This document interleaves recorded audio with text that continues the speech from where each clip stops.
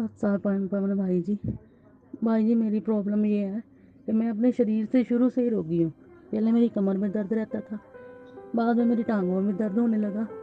मेरी शादी को कम से कम 20 साल हो गए, 20-21 साल हो गए, और 13 साल से मैं अपने मायके बैठी हुई हूँ। मेरी 3 बेटियाँ हैं। तो मैंने परमात्मा को बहुत ढूंढना चाहा, लेकिन परमात्मा मुझे नहीं मिली। बहुत भक्ति भी की, लेकिन कुछ हासिल नहीं हुआ। फिर मैंने 2 साल पहले ज्ञान गंगा किताब पढ़ी थी, लेकिन मैंने पूरी नहीं पढ़ी थी। फिर उसके बाद मैंने ये लॉकडाउन में किताब पढ़ी, तो मुझे पता चला परमेश्वर कौन है और परमात्मा क्या है और परमात्मा का ज्ञान क्या है। फिर मैंने ये लॉकडाउन में 15/5 को मैंने नाम दीक्षा ली सेंटर से जाकर अमृतसर में। तो तब से मेरे को शरीर में रोग जो है और बढ़ गया, कम नहीं हुआ। फिर मैंने भाई जी सेंटर में फ़ोन करके बोला कि मेरी हालत ख़राब हो रही है ज़्यादा, तो मैं क्या करूं। तो उन्होंने बोला कि आप ना आश्रम में फ़ोन करो। फिर मैंने आश्रम में फ़ोन किया। फिर उन्होंने बोला कि आप प्रार्थना लगवा लो। फिर मैंने प्रार्थना लगवाई। फिर अगले दिन उन्होंने बोला कि 2 बजे के बाद फ़ोन करके पूछना। तो मैंने 2 बजे के बाद अगले दिन फ़ोन करके पूछा, तो उन्होंने बोला कि गुरु जी का आदेश है, आप भक्ति करते रहो तो आप ठीक हो जाओगे। आगे कुछ बताया ही नहीं उन्होंने, ना कोई बात सुनी और ना की, बस फ़ोन बंद कर दिया। और बस उस दिन के बाद जब से मैं मुंडिका आश्रम में से वापस आई हूँ, ना तो मैं सेंटर में गई हूँ और ना ही मैं मेरा कहीं और जाने का मन किया है। तो मुझे अच्छा ही नहीं लगा। बस मुझे ये था कि गुरु जी जब जेल में हैं तो हम इन सेंटरों पे जाकर फिर क्या करेंगे, हमारा तो वहाँ पर जाने का कोई लाभ ही नहीं है। तो हम अपने घर पर ही मैं भक्ति करती हूँ। तो मेरे मेरे से इतनी प्रॉब्लम होती है, बैठा नहीं जाता, इतनी तकलीफ़ होती है बॉडी में, शरीर में पूरे में दर्द रहती है कि जब मैं भक्ति करना चाहती भी हूँ तो मेरे से भक्ति होती नहीं है। मेरे को सतनाम भी मिला हुआ है, पूरे दिन में मेरे से सतनाम भी नहीं होता। तो जब मैंने सेंटर में बोला था, जब सतनाम लिया था उसके बाद, तो मैंने सेंटर वाले से बोला कि मेरे से भक्ति नहीं होती तो मैं क्या करूं। तो उसने बोला कि भी आप ऐसा किया करो, प्रथम मंत्र की एक माला निकाल लिया करो रोज, और सतनाम जितना हो वो कर लिया करो। उन्होंने कुछ नहीं बताया मेरे को कि ऐसा करना है वैसा करना है। मैं गलतियां पर गलतियां कर रही थी, उन्होंने मुझे नहीं बताया। जैसे मैंने जोत लगाई, उन्होंने मुझे नहीं बताया कि जोत जगानी है, उसमें ये जोत में बत्ती लगाते हैं, उसमें कहाँ फेंकनी है मुझे को पता नहीं। मैं 2 महीने तक तो वो जो बत्तियाँ थी जोत वाली वो कूड़े में गिराती रही। तो फिर मैंने उनसे बोला कि भैया सेंटर में फ़ोन करके कि मेरे को ऐसे तकलीफ़ रहती है, मेरा तो और ज़्यादा बुरा हाल हो रहा है। तो उन्होंने नहीं मुझे बताया कि तुम गलती कर रही हो कि नहीं कर रही। मैंने खुद से ही बताया कि मैं ये काम करती हूँ, तो आप बताओ बत्तियाँ मैं कूड़े में फेंक देती हूँ, ये सही है या गलत है। तो उन्होंने बोला कि ये गलत है, आप कूड़े में मत फेंका करो, गुरु जी के नाम की, परमात्मा के नाम की जो जोत जगती है तो उसको आप एक डिब्बी में रखो, तो उसमें घी डालकर उसको सुहा करके जल प्रवाह कर दिया करो। तो तब मैंने वो भी सही करना शुरू कर दिया। तो अब सब कुछ सही करने के बाद भी अब कमी कहाँ पर रह रही है ये मुझे नहीं पता चल रहा। लेकिन मैं परेशान बहुत हूँ। मेरे तो घर के हालात भी ऐसे हो रहे हैं कि कर्जा सिर पर चढ़ा हुआ है। कर्जा क्या उतारूँ, यहाँ पर तो अभी खाने के भी लाले पड़ जा रहे हैं। कैसे एक टाइम खाने का मिलता है, दूसरे पे सोचना भी पड़ता है कि भाई क्या करें क्या नहीं। बच्चे हैं, परिवार है, भाई हैं, घर में भाभी है, और मेरी वजह से भाई का भी 7 साल में शादी हुआ था। 7 साल के बाद उसकी भी एक 5 साल की बेटी है। उसकी जो घरवाली है वो भी छोड़ छाड़ कर तलाक लेकर चले गई है। वो भी नहीं रहना चाहती थी। वो मेरे भाई को बोलती है कि बहन को घर से निकाल दे, ऐसे कर दे वैसे कर दे, फिर रहूँगी। तो भाई ने मेरे को तो नहीं निकाला, लेकिन मेरी वजह से भाई का घर भी उजड़ गया। तो ये बातें सब, ये अब होता है नाम दान लेने के बाद हुई है। फिर मन में कभी बात आती है कि भाई ये सब क्यों हो रहा है, क्या हम कोई गलती कर रहे हैं इस वजह से हो रहा है, कि या फिर काल हमसे ये सब कुछ करवा रहा है, समझ नहीं आ रहा बस। तो फिर भाई जी ये जब मुंडिका आश्रम में जा रहे थे, तब मैंने उससे पहले अपनी मम्मी को भी नामदान दिलवा दिया सेंटर पे जाकर। मेरी मम्मी ने 21 साल हो गए थे ब्यास वालों को नामदान लिया। फिर मैंने अपनी मम्मी को बताया कि ये नाम सही है, आप ये ले लो परमात्मा का नाम। तो मेरे कहने पे उन्होंने वो नामदान ले लिया। फिर मैंने अपनी छोटी बेटी को भी नामदान दिलवा दिया सेंटर से ही, फिर मैं जिस दिन अपनी बेटी को सेंटर से नामदान दिलवाया, मैंने वहाँ पर कुछ 200-400 रुपया दान में भी दे दिए, मुझे पता नहीं था। फिर जब मैं मुंडिका आश्रम में गई, जैसे ही मैं मुंडिका आश्रम जा रही थी दिल्ली में, तो रात को बस में बैठे हुए थे, मैंने आपका शंका समाधान में एक सुना कि भाई आश्रम में जाना ऐसे गुरुजी तो वहाँ पर नहीं है, वहाँ पर जाने से कोई फ़ायदा ही नहीं है। तो फिर मुझे समझ आ गया पूरा कि हाँ, ये पवन भाई जी बिल्कुल ठीक बोल रहे हैं। तो तब मेरा मन जो था ना, वो जाने को नहीं माना था, लेकिन मैं बस में थी, आधा रास्ता काट चुकी थी। तो तब से जब से मैं वहाँ से होकर आई हूँ ना, तब से मैं और बीमार हूँ। मेरे घुटने इतने सूज गए थे, तो मेरे से चला नहीं जाता। मेरे को काम से भी जवाब हो गया, मैं घर पर बैठी हूँ, 3 बेटियाँ हैं, घर की पूरी जिम्मेवारी मेरे सिर पर है। तो अभी काम धंधा भी नहीं है, चला फिरा भी नहीं जा रहा, इतनी मुश्किल है, मुझे समझ नहीं आ रही कि मैं क्या करूँ। क्या मैं गुरु जी का नाम जप रही हूँ जो गलत जप रही हूँ, या फिर क्या समस्या है जो मुझे रास्ता नहीं मिल पा रहा। मैं अपने शरीर से भी इतनी दुखी हूँ। बंदी छोड़ सतगुरु रामपाल जी महाराज जी की जय हो। सत्साई बहन देखिए, आपने जो अपनी शारीरिक समस्याओं का या पारिवारिक समस्याओं का जो वर्णन किया है, और किन विकट परिस्थितियों में रहकर आप आज परमात्मा के नाम पे लगी हुई हैं बहन, इसमें कोई संशय नहीं है कि परमेश्वर की आप पे विशेष रजा है, विशेष दया है। और वाकई ये काबिल तारीफ है कि इतनी परिस्थितियों के मद्देनजर भी आप परमात्मा की मर्यादाओं में रह के इस सद्भक्ति पे टिकी हुई हैं। वरना इन परिस्थितियों में काफी आत्माएं परमात्मा से दूर हो जाती हैं, सिर्फ और सिर्फ अपनी अज्ञानता के चलते, परमात्मा के ज्ञान को आधार ना बना पाने के चलते। बहन, गुरुदेव ने एक वाणी के माध्यम से बताया था कि नाम सहित बेवतन भला, जो दर दर मांगे भीखा, क्या हुआ छत्र की छाया चाले यो राजपाट धेली का। गुरुदेव ने इसका खुलासा करते हुए समझाया कि भाई, यदि तुम्हें परमात्मा का सच्चा नाम मिल गया है, यदि तुम्हें सच्चे सतगुरु की शरण मिल गई है, और उसके बाद में यदि किसी परिस्थिति वश या तुम्हारे किसी कमजोर संस्कार के वश यदि तुम्हारे को देश निकाला भी दे दिया जाए, और देश निकाला देने के बाद भी यदि तुम्हारे को भीख मांग कर भी अपना पेट भरना पड़े, तो उस पुण्यात्मा ने अपने परमात्मा का शुक्रिया अदा करना चाहिए कि हे परमपिता परमेश्वर, चाहे मुझे देश निकाला दे दिया जाए, चाहे मुझे भीख मांग के खाना पड़े, लेकिन परमात्मा आप मुझे इस नाम से और अपने चरणों से कभी दूर ना करना। परमात्मा, ये राजपाट, ये देश, ये जायदाद परमात्मा बहुत मिल जाएगी, हर बार मिली है। आप ही की वाणी है कि कोटि जन्म तू राजा कीन्या, मिटी न मन की आशा, दर दर होकर भिक्षा मांगी पर मिट्या न मन का रासा। कि परमात्मा, करोड़ों बार हमने राजाओं के जन्म प्राप्त कर लिए हैं, अब जिसका राजा का जन्म होगा उसके पास में राजपाट भी होगा, उसके पास में धन दौलत संपदा भी होगी, हर प्रकार की सुख सुविधा भी होगी। तो ये जन्म तो परमात्मा आप जी की वाणी के अनुसार हमने करोड़ों बार काट लिए हैं, फिर भी इस मन को कहीं कोई संतुष्टि, कोई तृप्ति, इस आत्मा को वो आनंद प्राप्त नहीं हुआ, जो आनंद, जो संतुष्टि, जो आत्मिक ज्ञान आज आपने हमें दिया है। तो बहन, रही बात आपके शारीरिक कष्टों की, शारीरिक दुखों की, देखिए बहन, इस चीज को हमने ज्ञान से समझना पड़ेगा। सबसे पहले बहन, होता क्या है कि यदि हम परमात्मा से जुड़ते हैं, सच्चे संत की हमें शरण मिलती है, तो उस शरण के पीछे बहन हमारे पिछले जन्मों के भक्ति संस्कार होते हैं। भक्ति संस्कार मजबूत थे, प्रबल थे, जिस वजह से आज हमें परमात्मा ने पुनः अपनी शरण में लिया। और शरण में लेने के बाद भी बहन, यदि हम पे कोई आर्थिक समस्या आ रही है, कोई शारीरिक समस्या आ रही है, तो इसका मुख्य कारण भी बहन उन पिछले जन्म जन्मांतरों में हमारे कुक्रम है।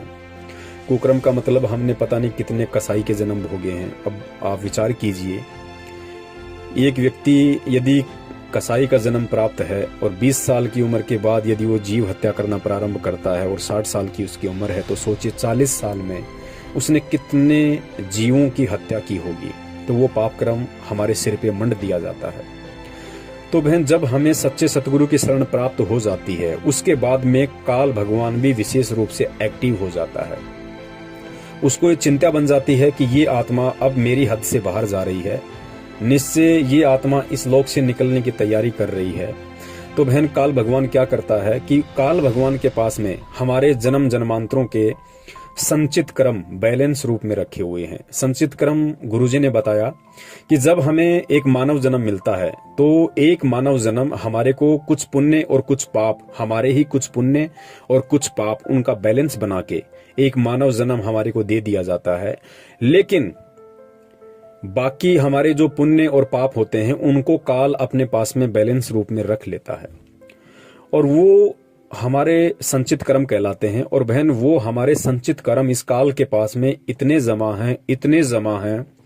गुरुजी ने बताया कि बच्चों, जब से ये सृष्टि है तब से तुम यहाँ पे फंसे पड़े हो और सृष्टि का ना कोई आदि है ना कोई अंत है, इतना समय इसका हो चुका है। तो सोचो तुमने कितने करोड़ों अरबों खरबों तुमने मानव के जन्म प्राप्त किए हैं सतलोक से आने के बाद, और हर जन्म में तुम पुण्य कम करते हो, पाप ज्यादा करते हो, और तुम्हारे पाप कर्म उतने ही ज्यादा संचित रूप में काल के पास जमा है।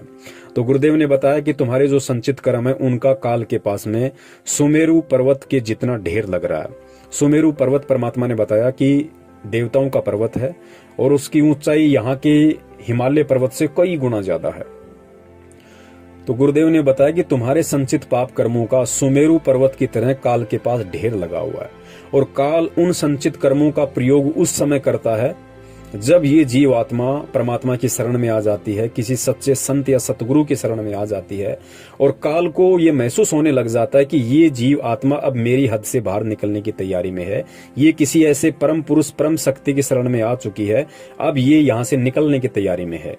तो बहन, वो काल उस समय उन हमारे सारे संचित कर्मों का दबाव हमारे ऊपर छोड़ देता है, ताकि ये आत्मा अपने पाप कर्मों के दबाव में आके या तो उस भक्ति में कोई दोष निकाल ले, या उस संत के प्रति किसी प्रकार की कोई शंका जाहिर कर ले, और ये सोचे कि भाई कहते हैं कि गुरुजी परमात्मा है, गुरुजी भगवान है, कबीर की भक्ति सर्वश्रेष्ठ भक्ति है, और मैं तो भाई गुरु की शरण में हूं, मैं तो कबीर की भक्ति में हूं, संत रामपाल जी महाराज जी मेरे सतगुरु हैं। उसके बाद भी ऐसी क्या प्रॉब्लम है, ऐसी क्या सिचुएशन आन पड़ी कि उसके बाद भी मेरा कोई दुख निवारण नहीं हो पा रहा, ना मेरा कोई शारीरिक कष्ट दूर हो रहा, ना मेरी कोई आर्थिक समस्या दूर हो रही।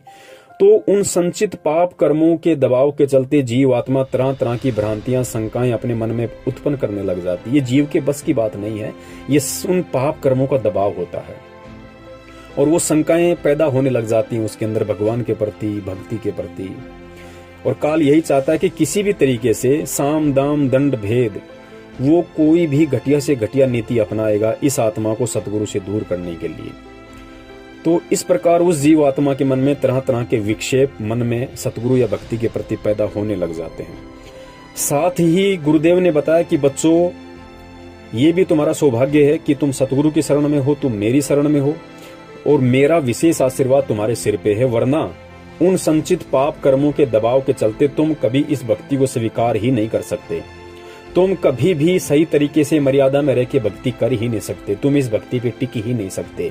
लेकिन उन संचित पाप कर्मों के दबाव के चलते, उसके उपरांत भी यदि तुम इस भक्ति में लगे हुए हो, गुरुजी को परमात्मा मान के टिके हुए हो, तो निश्चित तौर से ये मान लेना कि तेरे ऊपर सतगुरु की विशेष रजा है। सतगुरु ने अपना प्यार भरा, अपना आशीर्वाद भरा पंजा तेरे शीश पे टिकाया हुआ है, वरना काल के संचित कर्मों के दबाव में जीव केवल उल्टा ही कर सकता है, उल्टा ही सोच सकता है, परमात्मा के प्रति उसके भाव जागृत नहीं हो सकते। तो बहन, जितना काल भगवान ने वर्तमान में हमारे ही कुकर्मों के चलते, हमारे ही बुरे कर्मों के चलते, हमारे ही संचित कर्मों का दबाव हम पे डाला हुआ है, तो ये भी निश्चित मान लेना, सत्य मान लेना कि परमात्मा की भी हमारे ऊपर उतनी मेहर है, उतनी ही दया है कि संचित पाप कर्मों के दबाव के चलते भी आज हम उनकी शरण में हैं, हम उनकी भक्ति कर पा रहे हैं। क्योंकि परमेश्वर ने कहा है कि संत शरण में आने से आई टले भला, जय मस्तक में सूली हो व कांटे में टल जा। यदि परमात्मा की शरण में आने के बाद तेरे भाग्य में यदि कोई घोर कर्म ऐसा है कि तेरी मृत्यु होनी है, तो परमेश्वर की दया से, परमेश्वर के आशीर्वाद से, तुझे भक्ति करवाने के मकसद से उस पाप कर्म को परमात्मा हल्का कर देता है। और बहुत सारी हमारे जीवन में जो आपत्तियां हैं, विपत्तियां हैं, संकट हैं, भगत जी वो आके चले जाते हैं, लेकिन परमात्मा महसूस भी नहीं होने देता है। तो इतनी दया वर्तमान में आपके ऊपर परमात्मा की है। और दूसरी बात बहन, परमात्मा कहते हैं कि नाम सहित बेवतन भला, जो दर दर मांगे भीखा, क्या हुआ छत्र की छाया चाला यो राजपाट दिल्ली का। इसके अलावा परमेश्वर ने एक वाणी और कही है कि सुख के माथे पत्थर पड़ो जो नाम हृदय से जाए, और बलिहारी उस दुख पे जो पल पल नाम रटाए। बहन, आपके ऊपर इस भक्ति मार्ग में आने के बाद भी, ये परमात्मा की भक्ति करते करते भी यदि कुछ शारीरिक कष्ट हैं, कुछ आर्थिक कष्ट हैं, तो बहन आप निश्चित मान लेना कि कुछ तो आपके अपने संचित कर्मों के चलते हैं, और कुछ बहन गॉड गिवन है, कुछ परमात्मा द्वारा जानबूझ के दिए गए हैं। क्यों? क्योंकि बहन परमात्मा अंतर्यामी होता है और मालिक को पता है कि ये जीव आत्मा किस तरह से मेरी शरण में टिकी रह सकती है। मान लीजिए नाम दीक्षा लेते ही परमात्मा आपको सर्व सुख दे दे, परमात्मा आपको सारे लाभ दे दे, ना आपके कोई शरीर में कष्ट रहा, ना आपका कोई ऐसा कोई पारिवारिक कष्ट रहा, ना ऐसा कोई सामाजिक दुविधा आपके सामने रही। बहन क्या पता यदि ये सब कुछ परमात्मा नाम दीक्षा के साथ आपको महीने, 2 महीने, 3 महीने में सारे लाभ दे देते, तो बहन हम नहीं जान सकते इस बात को, लेकिन परमात्मा को पता है कि ये आत्मा सुख प्राप्त होते ही मेरी शरण में नहीं रह सकती, नहीं टिक सकती। यदि भक्ति भी ये करेगी तो इसके वो भाव, वो श्रद्धा, वो लगन मेरे प्रति नहीं रह सकती जो आज दुखों में इसकी है। क्योंकि परमेश्वर ने काफी बार बड़े अच्छे तरीके से इस बात को समझाया है कि इस जीव की एक सबसे बड़ी कमी है, जैसे ही इसको सुख होता है, जैसे ही इसको आराम होता है, सबसे पहले ये भगवान को भूलता है। और परमात्मा नहीं चाहता कि इस समय कलयुग की इस पिछली पीढ़ी में कोई भी जीव आत्मा एक बार उनके शरण में आने के बाद उनसे दूर हो। तो काल का सबसे बड़ा दाव है कि जैसे ही इस जीव को थोड़े बहुत कुछ सुख, कुछ आराम मिलता है, सबसे पहले भगवान को भूलता है। परमात्मा ने 650 साल पहले की एक घटना का जिक्र करते हुए बताया कि एक बार काशी के अंदर बहुत सारे लोग ऐसे थे जिनको कोढ़ लगा हुआ था। इतना भयंकर उनके अंदर से मवाद जो है त्वचा से गिरती थी, खाल से गिरती थी, मक्खियां भिन भिन आती थी। तो किसी ने बताया कि भाई ऐसे ऐसे कबीर जी हैं, बहुत पहुंचे हुए संत हैं, आप लोग उनकी शरण में जाओ, हो सकता है उनकी दया हो जाए तो आपका ये कोढ़ ठीक हो जाए। तो 5-10 कोढ़ी वहां गए, परमात्मा से प्रार्थना की, रोए वहां जाके कि हे परमात्मा हमारा दुख दूर करो, हमारे संकट का निवारण करो। तो परमात्मा ने कहा कि देखो भाई, संकट का निवारण तो हो जाएगा, लेकिन तुम्हें भक्ति करनी पड़ेगी। बोले परमात्मा हम भक्ति करेंगे, बिल्कुल हम रात दिन आपकी भक्ति करेंगे, आपके अलावा हम कहीं नहीं जाएंगे, आप हमारे गुरु, आप हमारे भगवान। तो परमात्मा ने कहा भाई ठीक है, लेकिन ये बताओ तुम्हारे जैसे और कितने दुखी हैं, कितने कोढ़ी हैं काशी में। तो उन्होंने काफी नाम गिनाए, काफी संख्या बताई। परमात्मा 200-250 के आसपास बताते हैं। तो कबीर परमेश्वर जी ने कहा कि भाई ऐसा करो, तुम उन सबको ले आओ, सबको बुला लाओ। तो वो सबको बुला लाए और परमात्मा ने सबको आशीर्वाद दिया और परमात्मा ने सबको भक्ति दी, मंत्र दिए।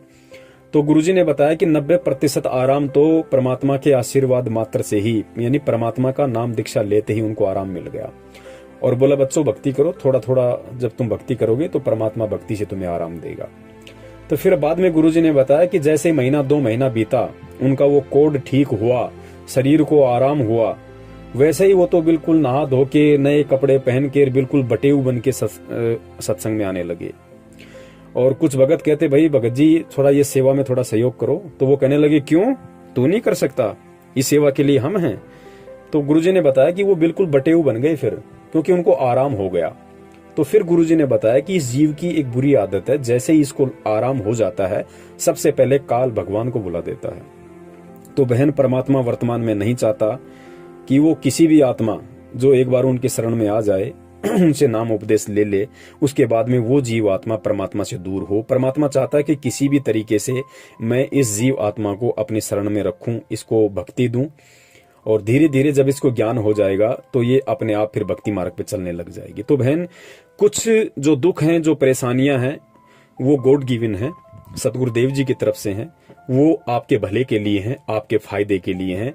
भले ही बहन वर्तमान में हमें वो दुख नजर आ रहा है, हमें वो संकट नजर आ रहे हैं, लेकिन बहन आने वाले समय में, आज वर्तमान में जो दुख हैं, जो संकट हैं, आप उनको याद किया करोगी कि हे परमपिता परमेश्वर, यदि उस समय मेरे ऊपर ऐसी कोई शारीरिक परेशानी ना होती, ऐसा कोई आर्थिक संकट मेरे ऊपर ना होता, तो परमात्मा आज आपकी भक्ति पे जिस दृढ़ता से, जिस लगन से मैं लगी हूँ, मेरे अंदर जो भाव, जो श्रद्धा आपके प्रति है, परमात्मा शायद ना होती। तो बहन कुछ समय का इंतजार करो और परमेश्वर पे आप जी विश्वास रखो। आपको भक्ति करवाने के लिए, आपको अपनी शरण में बनाए रखने के लिए जो समस्याएं आज आपके ऊपर हैं, क्या पता ये समस्याएं कितनी भयंकर थी और परमात्मा ने इस समस्याओं को हल्का कर रखा है। कम से कम आपको जीवन दान दे रखा है परमात्मा ने अपनी भक्ति करवाने के लिए। आपकी जीभ सुरक्षित है, आपका मुंह सुरक्षित है, आपका दिमाग संतुलन में है। कम से कम आप परमात्मा के नाम का दुख में या सुख में आप जाप कर रही हो, आप परमात्मा की आरती कर रही हो, आप परमात्मा से प्रार्थना कर रही हो, आप बार बार परमात्मा का मनन और चिंतन करती हैं। भले ही आप अपने दुख निवारण के लिए कर रही हैं, लेकिन चिंतन तो आप परमात्मा का कर रही हैं। तो बहन, यहाँ हमारे संस्कार बन रहे हैं, हमारे मजबूत भक्ति संस्कार बन रहे हैं, हमारे जो कर्म हैं बहन जी वो मजबूत हो रहे हैं। और एक समय ऐसा आ जाएगा बहन, परमेश्वर का वचन है, परमेश्वर ने कहा है कि जो इस ज्ञान पे, इस भक्ति पे दृढ़ता के साथ में लगा रहेगा, टिका रहेगा, आने वाले समय में परमात्मा उनकी कोठियां अलग छांट देंगे। अलग छांटने का मतलब परमेश्वर ने कहा कि आने वाले समय में यदि इस पृथ्वी पे कोई सुखी होगा तो केवल मेरे बच्चे होंगे और कोई सुखी नहीं होगा। तो बहन, ये गॉड गिवन है और जब परमात्मा चाहेगा उसी हिसाब से परमात्मा आपके दुख निवारण करेगा। लेकिन तब तक हमने भी इस ज्ञान को आधार बना के भक्ति मार्ग पे टिके रहना है, भक्ति मार्ग पे हमने लगे रहना है। कुछ बातें और हैं बहन, यदि ज्यादा ही इस तरह की आपके ऊपर परेशानियां हैं तो वैसे तो सब कुछ परमात्मा की देख रेख में है। परमात्मा का कैमरा ना कभी दिन में ऑफ होता है, ना कभी नाइट में ऑफ होता है, ना कभी उसकी लाइट जाती है। हम 24 घंटे उस परमात्मा की शरण में हैं, उसकी निगरानी में हैं। तो पहली बात तो हमें कुछ ऐसे घबराने की आवश्यकता नहीं है, क्योंकि बहन आज जिन परिस्थितियों से आप गुजर रही हो, शायद आपने लाखों जन्म इससे भी कई गुना ज्यादा विकट परिस्थितियों में गुजारे हैं, आप गुजार चुकी हो। तो ये थोड़ा सा ज्ञान से हमने अपने आप को धैर्य बंधाना पड़ेगा, अपने आप को थोड़ा संभालना पड़ेगा कि हे परमपिता परमेश्वर, पता नहीं कितने जीवन मैंने किन किन परिस्थितियों में मैंने गुजारे होंगे। मैंने वेश्या के भी जन्म गुजारे, मैंने कसाई के भी जन्म गुजारे, मैंने कोडी के भी जन्म गुजारे, मैंने अपंग के भी मैंने जन्म गुजारे, मैंने गरीबी में भी मैंने जन्म गुजारे। परमात्मा, इस समय कम से कम मैं इस हालत में तो हूं कि मुझे कम से कम आपने जब मुझे भजन दिया है तो भोजन की व्यवस्था भी आप कर रहे हो। सुख में दुख में मुझे जो मिल रहा है मैं उसको खा के परमात्मा आपकी शरण में हूं, ये मेरा सौभाग्य है। तो बहन, थोड़ा सा ज्ञान को आधार बना के और हमने इस भक्ति मार्ग पे लगे रहना है। देखिए, गुरुजी ने बताया कि मान लीजिए आपने स्वेटर पहन रखा है और फिर भी आपको सर्दी लग रही है, तो बहन उसमें स्वेटर का कोई दोष नहीं है, कहीं न कहीं सर्दी ज्यादा है। सर्दी ज्यादा है तो हमने ये नहीं सोचना चाहिए कि मैंने तो स्वेटर भी पहन रखा है फिर भी सर्दी से मेरा बचाव क्यों नहीं हो रहा, कहीं इस स्वेटर में तो कोई दिक्कत नहीं है, कहीं स्वेटर तो नकली नहीं है, क्यों ना मैं स्वेटर को निकाल के फेंक दूं। तो गुरुजी ने बताया कि बेटा, स्वेटर ने अपने स्तर का काम पूरा कर रखा है, बेटा सर्दी ही ज्यादा है, तेरे पाप कर्मों का दबाव ज्यादा है। परमात्मा की भक्ति ने, उस स्वेटर रूपी भक्ति ने अपना प्रोटेक्शन, अपना बचाव पूरा कर रखा है, लेकिन तेरे पाप कर्म ज्यादा है। तो गुरुदेव ने बताया उसका एक ही समाधान है कि हम और स्वेटर पहने। अगर उससे भी अगर ठंड नहीं रुक रही है, पाप कर्मों का दबाव ठंडा नहीं हो रहा है, तो हम कोई कंबल ओढ़ें, कोई रजाई ओढ़ें। और कंबल रजाई का मतलब यहाँ पे दो ही चीजों से है, एक तो ये कि हम परमात्मा का ज्योति या पाठ, और दूसरा होता है हम थोड़ा प्रयास करें परमात्मा की भक्ति में और अधिक दृढ़ता से लगने का। तो बहन, परमात्मा की भक्ति में आप दृढ़ता से लग सकती हैं, ये आपके हाथ में है। लेकिन आपकी जो आर्थिक समस्याएं हैं उनके अकॉर्डिंग आप ज्योति पाठ वगैरह का पैसा जमा नहीं करवा सकती। तो इसकी परमेश्वर ने एक विधि बताई है कि यदि ऐसी विशेष समस्याएं जब जीव आत्मा पे आ जाएं तो उसके लिए जीव आत्मा ने पाठ का संकल्प करना चाहिए। और वैसे भी गुरुदेव का विधान है कि चाहे कोई भी भगत हो, चाहे सुख में हो चाहे दुख में हो, साल में एक बार उसको पाठ का संकल्प अवश्य कराना चाहिए। और जहां तक संभव हो अपने सतगुरुदेव के हाथों में पाठ का पैसा भी देना चाहिए। यदि पैसे की व्यवस्था नहीं है तो संकल्प अवश्य कर लेना चाहिए और परमात्मा से ये प्रार्थना करनी चाहिए कि हे परमपिता परमेश्वर, आपके विधान के अनुसार मैंने ये फॉर्मेलिटी पूरी की है, परमात्मा मैंने आपको विधान को पूरा किया है, मैं आज आपके चरणों में ये आपकी दासी पाठ प्रकाश का संकल्प करती है। परमात्मा इस दासी की तरफ से इस पाठ प्रकाश को स्वीकार करें। और हे बंदी छोड़, मेरे पाप कर्मों का जो दबाव मेरे ऊपर है, परमात्मा अगर आप उचित समझें, यदि आपकी दया हो तो परमात्मा अपनी दासी को थोड़ी राहत प्रदान करें ताकि मैं थोड़ी सुखी होकर भक्ति कर सकूं, थोड़ा बिना किसी चिंता के मैं आपके नाम का सुमरण कर सकूं। और परमात्मा जैसे ही आप आश्रम में आ जाएंगे और तब तक आपके आशीर्वाद से यदि मेरे पास में पाठ का पैसा हुआ तो परमात्मा मैं किस्तों में या फिर डायरेक्टली मैं आपके हाथों में देने की पूरी कोशिश करूंगी। बहन साधु भूखा भाव का, धन का भूखा नाई, जो कोई धन का भूखा वो साधु बिनाई। परमात्मा केवल अपनी आत्मा के अंतर्मन के भाव देखता है। परमात्मा ये नहीं देखता कि इसने पैसा दिया या नहीं दिया। परमात्मा ये देखता है कि इसने किस भाव से ज्योति या पाठ का संकल्प किया है। बस परमात्मा केवल भाव देखता है, साधु भूखा भाव का। तो बहन, आप इस तरीके से परमेश्वर के ज्ञान को आधार बना के, सारी चिंताओं को, सारी शंकाओं को दूर करके, क्योंकि बहन एक चीज अपने दिलो दिमाग में गांठ बांध के रख लेना कि बहन, आपको जो भगवान मिला है, आपको जो भक्ति मिली है, आपको जो संत मिला है, आपको जो मंत्र मिले हैं, बहन जी, ये पूरे संसार में और कहीं नहीं है। ये इनका कोई तोड़ नहीं है, इनका कोई भी काटने वाला नहीं है। ये सत्य हैं, शाश्वत हैं, आदि हैं, अनादि हैं।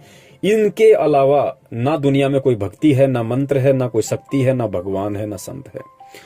ये हमारा सौभाग्य है कि आज हमें परमात्मा धरती पे आया हुआ है और हमें मिला, परमात्मा ने हमें अपनी शरण में लिया। तो बहन, आपने इस चीज को ज्ञान आधार से मजबूती के साथ में अपने साथ में रखना है और इस ज्ञान को आधार बना के और पल पल परमात्मा को अपने पास में समझ के, क्योंकि बहन कहीं न कहीं ज्ञान को ना सुन पाने के कारण, सत्संगों को आधार ना बना पाने के कारण हम सोचते हैं कि शायद मेरे ऊपर परमात्मा का पंजा नहीं है, शायद मेरे साथ में परमात्मा नहीं। ऐसा बात नहीं है बहन। संत रामपाल जी महाराज जी की शरण में आने के बाद जब तक कोई जीव आत्मा अपने परमात्मा के प्रति चिंतन करती है, तो बहन ये निश्चित है कि परमात्मा उसके साथ में है, परमात्मा उससे दूर नहीं है। मान लीजिए आज आप इन परिस्थितियों में हैं और आपके अंदर तरह तरह की विक्षेप पैदा होते हैं कि भाई क्या करूं, भक्ति गलत है, भगवान गलत है, या क्या करूं, मेरे से कोई गलती हो गई। अगर आप ये सोच रही हैं अपने गुरु के प्रति, भक्ति के प्रति, तो कहीं न कहीं आप उस परमात्मा के बहुत नजदीक हैं, आप उस परमात्मा से दूर नहीं हैं। जिस दिन आप परमात्मा से दूर हो जाओगी, जिस दिन आप गुरु से दूर हो जाओगी, उस दिन तो आपके अंदर परमात्मा के प्रति ये सोचने वाले भाव पैदा ही नहीं होंगे। आप परमात्मा के प्रति सोचोगे ही नहीं, आपको मतलब ही नहीं रह जाएगा। काल आपको इतना प्रेरित कर देगा, इतना आपको भ्रमित कर देगा कि गुरु और ये भक्ति आपको जहर नजर आने लगेगी। लेकिन बहन, यदि आप दुख में या सुख में परमात्मा का चिंतन कर रही हैं, आप उनका मनन कर रही हैं कि परमात्मा कहीं मेरी तो कोई गलती नहीं है, परमात्मा कहीं मेरी कोई मर्यादा तो खंडित नहीं हो गई है, हे गुरुदेव मुझे क्षमा करना मालिक, यदि जाने अनजाने में ऐसी कोई गलती हो गई हो तो बहन कहीं ना कहीं आप अपने मन में ये निश्चय बना के रखना कि आप पे परमात्मा की रजा है, आप पे परमात्मा की मेहर है। क्योंकि जब तक आप अपने गुरु का, अपने परमात्मा का, इस भक्ति का आप चिंतन करती हैं, मनन करती हैं, तो समझिए कि परमात्मा आपकी हृदय रूपी गुफा में बैठा हुआ है, परमात्मा आपसे दूर नहीं है। और जाने अनजाने में आपने जिन कुपात्रों को, जिन लोगों को आपने जो भी दान पैसा दे दिया, जो भी पाठ का, ज्योति का, दान का, कुछ भी आपने दे दिया, आप उनको भूल जाइएगा। उनका दोष उन लोगों को है जो लोग अपने स्वार्थों में लिप्त होकर आप जैसी भोली आत्माओं को मूर्ख बना रहे हैं, गुरु की आड़ में लोगों को ठग रहे हैं। लेकिन आगे से हमने ध्यान रखना है, किसी भी व्यक्ति को हमने किसी भी प्रकार का ज्योति पाठ या दान का पैसा नहीं देना है, क्योंकि ज्योति पाठ और दान का पैसा लेने का अधिकारी केवल सतगुरु है। क्योंकि सतगुरु सुपात्र होता है और सुपात्र को दिया हुआ दान धर्म ही फलता है, कुपात्र को दिया हुआ नहीं फलता है। तो बहन, आगे से आप ध्यान रखिए और परमात्मा पे विश्वास करके कि आज नहीं तो कल, क्योंकि मालिक की वाणी है कि राम नाम रटते रहो जब तक घट में प्राण, कभू तो दीन दयाल के भिनक पड़ेगी कान। कि ये परमात्मा, मैं आपकी भक्ति पे लगी हुई हूँ, जैसी भी मेरे श्रद्धा भाव है, जैसी भी मेरी औकात है, और परमात्मा मुझे विश्वास है कि आज नहीं तो कल मेरी बात, मेरा दुख, मेरा दर्द आपके कानों में अवश्य पड़ेगा। परमात्मा के कानों में तो बहन रोज पड़ता है, लेकिन परमात्मा ये डिसाइड करेगा कि कब इस आत्मा को मैं ये भक्ति वाले लाभ संपूर्ण तरीके से देना शुरू करूं। क्योंकि परमात्मा उसी आत्मा को सही तरीके से लाभ देगा, सही तरीके से फायदा पहुंचाएगा जो आत्मा इस परमात्मा के ज्ञान को अच्छे से समझ जाएगी, सतगुरु की पहचान कर लेगी कि सतगुरु कौन है, सतगुरु कौन होता है। इतनी पहचान होने के बाद में बहन, चाहे भगत पे या भगतमती पे चाहे कितने भी दुख आए, कितने भी संकट आए, कोई उसे कितना भी दबाव बनाए, कितना भी कुछ कहे, बहन फिर वो परमात्मा से दूर नहीं हो सकती। वो अपने हृदय से अपने परमपिता परमेश्वर को नहीं निकाल सकती। और जिस आत्मा को भक्ति पे, भगवान पे इतनी दृढ़ता हो जाएगी, उसके बाद परमात्मा उस आत्मा को लाभ देना शुरू करेगा। और वैसे भी परमात्मा ने बोला हुआ है कि आपने कम से कम 5 वर्ष इस भक्ति को देने हैं। कम से कम 5 वर्ष आप जी इस नाम पे लगे रहिए।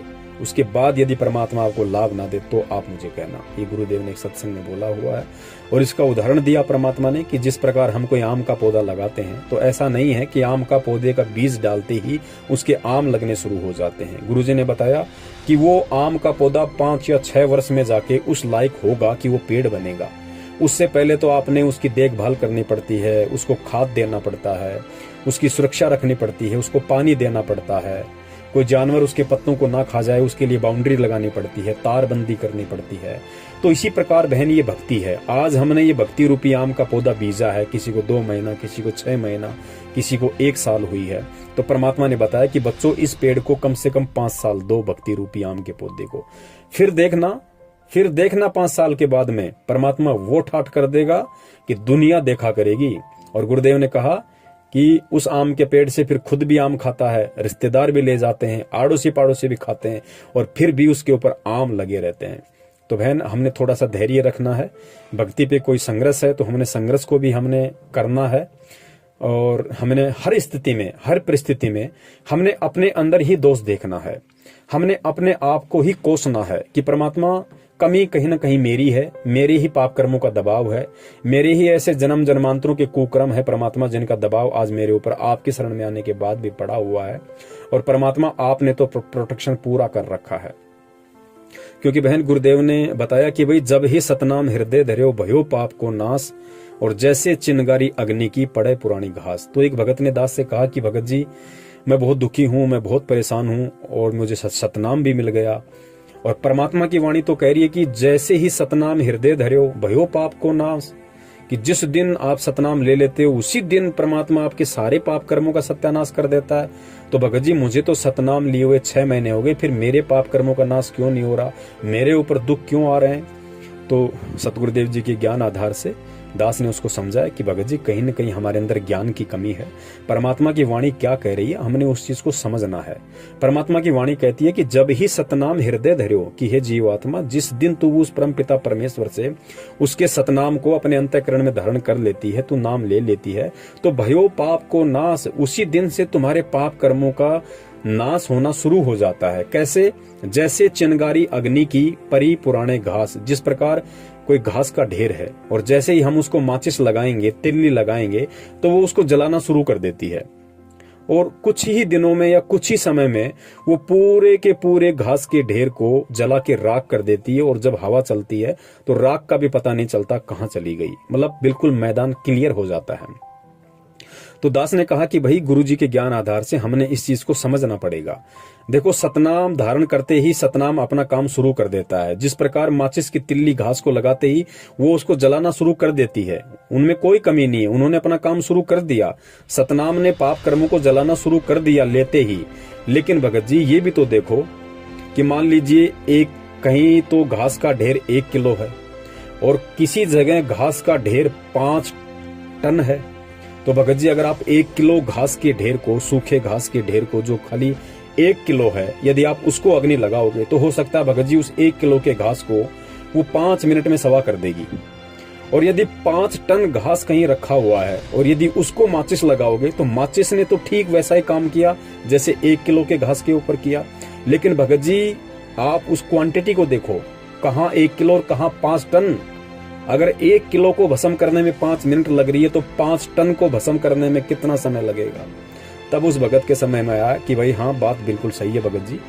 और परमेश्वर की दया से अब हमें समझ में आया कि जीव आत्मा के, जिस भगत आत्मा के जितने संचित पाप कर्म होते हैं, जितने पाप कर्म होते हैं, उसी हिसाब से सतनाम उसके ऊपर काम करेगा। जिसके थोड़े पाप कर्म है उसको परमात्मा जल्दी राहत देते हैं, और जिसके ज्यादा पाप कर्म है फिर उसको धीरे धीरे राहत मिलती है, लेकिन राहत अवश्य मिलेगी। जिस प्रकार गुरुजी ने बताया कि एक व्यक्ति को सामान्य खांसी जुकाम बुखार है, हो सकता है वो 4 दिन की टेबलेट में 5 दिन की खुराक में ठीक हो जाए, और एक व्यक्ति को कैंसर जैसा भयंकर रोग है तो उसको 5 साल भी लग सकती हैं। तो बहन हर स्थिति में हमने परमात्मा के ज्ञान को आधार बना के भक्ति मार्ग पे चलना है, तभी हम सफल हो पाएंगे और तभी हम सतगुरु के दिल में हम जगह बना पाएंगे। तो बहन परमात्मा की आप पे दया है, आप पे विशेष रजा है। जाने अनजाने में हमारे से लाखों गलतियां होती हैं, और अनजाने में यदि हमसे गलती हुई है तो उसके लिए परमात्मा क्षमा करते हैं, और जानबूझ के हम गलती ना करें इसका बहन हमें ध्यान रखना है। फिर भी यदि कोई छोटी मोटी गलती या त्रुटि हो जाती है तो बहन हम परमात्मा को अंतर्यामी मान के, क्योंकि परमेश्वर अंतर्यामी होते हैं, और हम रोज संध्या आरती में पढ़ते हैं कि अंतर्यामी एक आप आत्म के आधार, जो तुम छोड़ो हाथ तुम्हें कौन उतारे पार। तो बहन जी हमने परमात्मा को अंतर्यामी मानते हुए हर पल हर क्षण हमारे पाप कर्मों की समायाचना करती रहनी चाहिए कि परमात्मा आगे भी भक्ति आप ही करवाओगे, और पीछे के जो पाप कर्म है परमात्मा उनसे भी निपटारा आप ही करवाओगे। और कहते हैं घट ही में गंगा, घट ही में गंगा, घट ही में है जगदीश सतगुरु तारेंगे। परमात्मा हमारे घर में है, हमारे घट में है, हमारे पास में है, परमात्मा से ही हमारा भला होना है। तो हमने हमारे परमेश्वर को अपने घर पे देखना है, अपने घट में देखना है। ना परमात्मा किसी नामदान केंद्र पे है, ना परमात्मा किसी मंदिर में है, ना परमात्मा कहीं और है। यदि विश्वास है कि मोकू कहाँ ढूंढे रे बंदे, मैं तो तेरे पास में, और कहते हैं कहे कबीर सुनो भाई साधो, मैं तो हूँ विश्वास में। बहन यदि भक्ति और भगवान पे विश्वास है तो परमात्मा आपके पास में है, अन्यत्र कहीं परमात्मा नहीं है। तो दान धर्म ज्योति पाठ या प्रार्थनाओं के नाम पे हम मूर्ख ना बने, हम पागल ना बने। आत्मा से परमात्मा का संबंध है, हम डायरेक्ट सतगुरु की शरण में हैं। तो सतगुरु से प्रार्थना लगाने के लिए हमने किसी कोऑर्डिनेटर नामदान संचालकों की जरूरत नहीं पड़नी चाहिए। मालिक को यदि हम अंतर्यामी मानते हैं तो अपने घर से ही बैठ के परमात्मा को प्रार्थना लगाइए। परमात्मा यदि आपके सद्भाव होंगे, यदि वास्तव में आपको उस चीज की जरूरत होगी, यदि वास्तव में आप अपनी आत्मा से अपने हृदय से परमात्मा को पुकार रहे हैं, प्रार्थना लगा रहे हैं, तो बहन जी 101% परमात्मा अवश्य आपकी प्रार्थना सुनता है। परमात्मा आपके अंदर के भाव देखता है, बाहर की क्रिया नहीं देखता है। तो हर हाल में, हर स्थिति में, हर परिस्थिति में, चाहे कैसा भी दुख हो, कैसा भी संकट हो, आप परमात्मा की भक्ति में लगे रहिए। आज नहीं तो कल बहन जी परमात्मा जरूर हमारी संभाल करेगा, जरूर हमारे उन विघ्नों का, उन पाप कर्मों का नाश करेगा जो पल पल परमात्मा की आंखों के सामने है।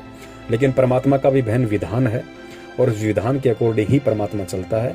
तो विधान को हमने ज्ञान आधार से समझना है कि भाई हाँ, हमने किस तरीके से, पहले हमने परमात्मा को कुछ देना पड़ेगा, तब जाके परमात्मा हमें कुछ देगा। कहते हैं ना, तेल हमेशा तिलों में से निकलता है। तो पहले हमने परमात्मा को देना पड़ेगा, तब परमात्मा हमें देगा।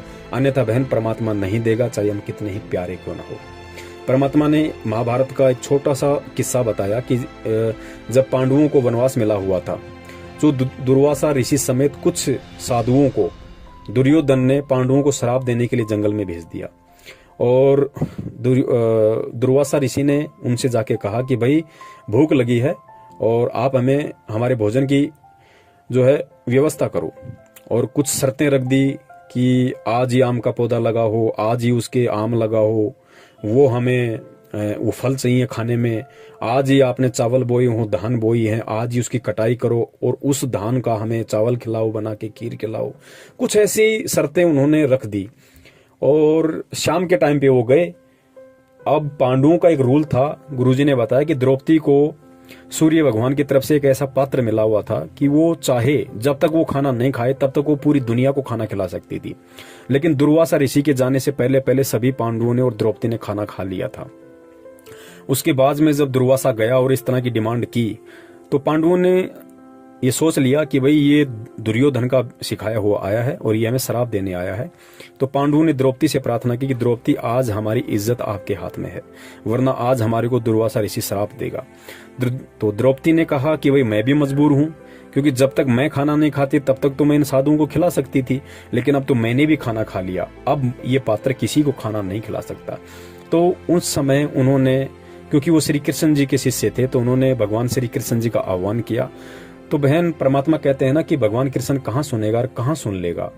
अपनी आत्माओं का हर दुख संकट परमात्मा ही किसी न किसी रूप में आके निवारण करता है। तो उन्होंने आह्वान तो किया श्री कृष्ण जी का, और श्री कृष्ण जी का रूप बना के आ गए बंदी छोड़ कबीर साहेब। और परमात्मा ने श्री कृष्ण रूप में कहा कि भाई क्या हुआ, भाई क्या समस्या है, क्या दिक्कत है। तो उन्होंने सारी व्यथा बताई कि इस तरीके से दुर्वासा ऋषि का सिखाया हुआ, उसका दुर्योधन का सिखाया हुआ दुर्वासा ऋषि आया है श्राप देने के लिए, ऐसी ऐसी डिमांड कर रहा है। तो बहन ध्यान देना अब यहाँ पे। तो कबीर परमेश्वर ने श्री कृष्ण रूप में कहा कि द्रौपदी पहले मुझे कुछ खिलाओ, पहले मुझे कुछ अन्न आहार कराओ, तब मैं उन साधु संतों की भूख को शांत करूंगा। तो द्रौपदी ने कहा कि भगवान यदि मैंने नहीं खाया होता तो मैं खुद ही इनकी भूख को शांत कर देती, लेकिन अब तो सबने खा लिया, कुछ नहीं बचा परमात्मा, बिल्कुल खाली हो गया, अब क्या खिलाएं। तो परमात्मा ने कहा कि द्रौपदी देख कुछ तो बचा होगा, अरे हो सकता है तूने जो वो कटोरा है उसको तूने उसमें से जो तूने भोजन खाया है, कोई भोजन का कोई किरका, कोई कुछ तो बचा होगा। तो द्रौपदी ने देखा कि उसमें एक साग का पत्ता लगा हुआ था, छोटा सा पत्ता। देखना पुण्यात्माओं, द्रौपदी का जूठा, थोड़ा सा भोजन का किरका, थोड़ा सा एक पत्ता हरी सब्जी का उस पर लगा हुआ था। तो द्रौपदी ने कहा कि भगवान एक छोटा सा थोड़ी सी ये सब्जी बची हुई है, हल्की सी, एक पत्ता है। तो परमात्मा ने कहा कि बेटा इसमें पानी डाल, इसको घोल और मुझे पिला। तो परमात्मा कबीर साहिब जी ने द्रौपदी का जूठा उसमें पानी मिलाया और बंदी छोड़ ने पिया। और जैसे ही बंदी छोड़ ने पिया, उधर सारे साधु दुर्वासा ऋषि सहित ऐसे छिक गए जैसे उन्होंने बिल्कुल जम के भोजन किया हो, कुछ खाने की इच्छा ना हो उनकी। तो परमात्मा ने अपनी वाणी में कहा कि ढूंढ द्रौपदी ढूंढ कोई भोजन का किरका, प्रथम करूं अंजल, फिर मेटू मुनि जन की जो है तृष्णा। कि द्रौपदी पहले मुझे खिला, मुझे पिला, कुछ भी दे, उसके बाद ही मैं तुम्हारा कार्य सिद्ध करूंगा। तो बहन यहां हमें इस कहानी से शिक्षा लेनी है कि परमात्मा का भी एक विधान है। जब तक हम परमात्मा को नहीं देंगे तब तक बहन परमात्मा हमें नहीं देगा, चाहे हम कितने मंत्र जाप कर लें, हम कितनी भक्ति कर लें। और मांगता क्या है परमात्मा? परमात्मा अपने बच्चे से अपने भाव मांगता है, श्रद्धा मांगता है, भक्ति के प्रति लगन मांगता है। और परमेश्वर जो भी दान धर्म जीव अपने मानव जीवन के उद्धार के लिए जो कर सकता है, धार्मिक काम के लिए अपना 10वां अंश या अपना धार्मिक कर्तव्य समझ के वो अपने सतगुरु के हाथों में समर्पित करे। तो वर्तमान में बहन जो चीज आपके बस में है वो आप गुरु को दिल खोल के दे सकती हैं। आप गुरु की भक्ति पे विश्वास कीजिए, गुरु पे विश्वास कीजिए, दृढ़ विश्वास कीजिए कि मेरा गुरु साक्षात परमात्मा है, धरती पे आया हुआ है और आया हुआ है बहन, इसमें भी कोई दो राय नहीं है। हमने केवल ज्ञान से इस चीज को अपने दिलो दिमाग में बैठाना है। उसके बाद आप लगन के साथ में परमात्मा के सत्संग सुनिए, लगन के साथ, श्रद्धा के साथ, भाव के साथ आप परमात्मा का नाम सुमरण कीजिए और एक विशेष कसक आप अपने गुरु के प्रति अपने हृदय में बैठाइए। तो आप अपने गुरु को दे रही हैं, भाव दे रही हैं, श्रद्धा दे रही हैं, विश्वास दे रही हैं, लगन दे रही हैं। और परमात्मा को क्या चाहिए बहन? परमात्मा को यहाँ की प्रॉपर्टी नहीं चाहिए, परमात्मा को केवल यही चीजें चाहिए। उसके बाद आर्थिक स्थिति आपकी सही नहीं है तो आप परमात्मा को दंडवत प्रणाम करके और सतगुरुदेव जी को पाठ का संकल्प कर लो बहन कि हे परमपिता परमेश्वर, आपके विधान अनुसार आपके दासी आपके चरण कमलों में पाठ प्रकाश का संकल्प करती है। परमेश्वर दासी के पाठ को स्वीकार करो और परमात्मा जब आप आश्रम में आ जाएंगे और जैसी आपकी दासी की आर्थिक स्थिति होगी उसके अकॉर्डिंग दासी आपके हाथों में वो पाठ की जो राशि है, जो भी आप बताओगे कि बेटा तुझे 2000 देना है, 5000 देना है या 10,000 देना है, परमात्मा मैं आपके हाथों में सौंपूंगी। तो बहन बस ये आपने परमात्मा को दे दिया, साधु भूखा भाव का, धन का भूखा नाई। उसके बाद देखो बहन आपकी भक्ति में भी उमंग बढ़ेगी, आपकी आस्था बढ़ेगी और परमात्मा जब हमारी आस्था बढ़ेगी, हमारी उमंग बढ़ेगी तो बहन परमात्मा हमारी तरफ यूं चला आएगा जैसे छोटा बच्चा अपनी माँ की तरफ चला आता है। तो बहन हमने इस तरीके से परमेश्वर की भक्ति पे लगे रहना है। दुनिया चाहे कुछ भी कहे, दुनिया चाहे कुछ भी बोले, लोग चाहे कुछ भी कहें, लोग चाहे कुछ भी अटपट करें, हमें भगवान मिल चुका है और उन्होंने अपने आप को परमात्मा साबित कर दिया और उन शास्त्रों से, उन धर्मग्रस्तों से साबित कर दिया जो भक्ति मार्ग के बिल्कुल परफेक्ट एविडेंस हैं, उनके अलावा और कोई प्रमाण नहीं है। उनमें से परमात्मा ने साबित कर दिया और परमात्मा ने ज्ञान देके भी साबित कर दिया कि मेरे जो ज्ञान का प्रभाव है, मेरे जो मंत्रों का प्रभाव है वो और किसी के ज्ञानकार मंत्रों का नहीं है। वरना बहन अगर परमात्मा के ज्ञानकार मंत्रों का प्रभाव नहीं होता तो इन परिस्थितियों में कोई भी आत्मा परमात्मा की भक्ति पे नहीं टिक सकती, जिन परिस्थितियों में आज परमात्मा की शेरनी बन के आप टिकी हुई हो। तो बहन परमात्मा की शेरनी इसी तरीके से आप बनी रहो और मालिक के चरणों में अपना आप को समर्पित बनाए रखो। आज नहीं तो कल, कल नहीं तो परसों हम सब परमेश्वर की नजर में हैं और परमात्मा जब चाहेंगे उस दिन अपनी बेटी को इतना सुख दे देंगे, अपनी बेटी को इतना समृद्ध कर देंगे कि दुनिया दांतों तले उंगली दबाएगी कि भाई रामपाल की चेली को क्या हो गया। बंदी छोड़ सतगुरु रामपाल जी महाराज की जय हो। सत साहिब।